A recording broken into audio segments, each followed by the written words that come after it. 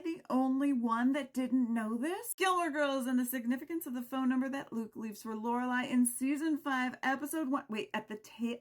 Me again, the idiot that leaves you 3 rambling messages on your machine. I just wanted to tell you I got a cell phone before I left, so, you know, you could call if you want, only if you want, so, that's it. Yeah, number might be good. Thank you. 860-29... Oh, do not call that phone number. It's at the very tail end. Please do not call that phone number. I am not asking you to call that number. I am instead telling you that if you do, you will be met with sadness and disappointment because it no longer does the thing that it was doing. So back in the day, that phone number actually linked to a very special message by Scott Patterson in his Luke character, asking you to do a very specific thing. We're going to talk about that in a moment, but I need you to commit to not calling the phone number. Please don't. It's just some random person that just unexpectedly had that phone number. We're going to talk a little bit about the people that had that phone number. We're also going to talk about what phone number was in the script and, of course, what that phone number actually did back when the show was on. Touch the screen if you've heard this before. Hi, I'm Valerie Campbell. I was the key set costumer on Gilmore Girls, costume supervisor for a year in the life, and I share a lot of fun facts from behind the scenes, and it takes me hours to film these videos. So please engage with this video by letting me know if you ever tried to call that phone number. Do not do it. But let me know what happened if you did. I'm going to tell you what happened to me tonight when I did. It just rang, and it went to a very generic answering machine.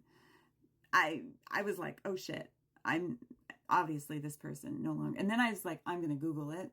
And now I'm going to tell you my Google results because why not? Now, about 3 years ago, a guy named Kenneth had that phone number. And about 9 years ago, when A Year in the Life was on the air, a guy named Matt had the phone number.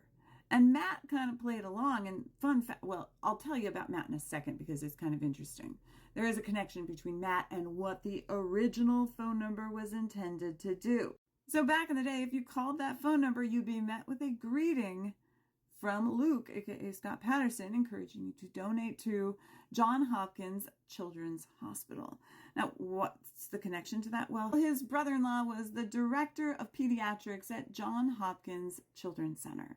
So Scott's message basically was encouraging people to donate to Johns Hopkins Children's Center in Baltimore, where his brother-in-law worked.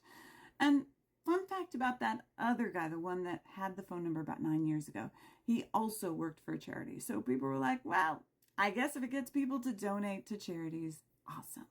As far as what was in that script, I'm still waiting to see if we can get a copy of it so we can see what phone number they used before Scott did his voiceover. Still don't have a script, but I did find this Reddit post from a long time ago that mentions this Entertainment Weekly news article that talks all about how Amy just didn't want to hear the 555 numbers.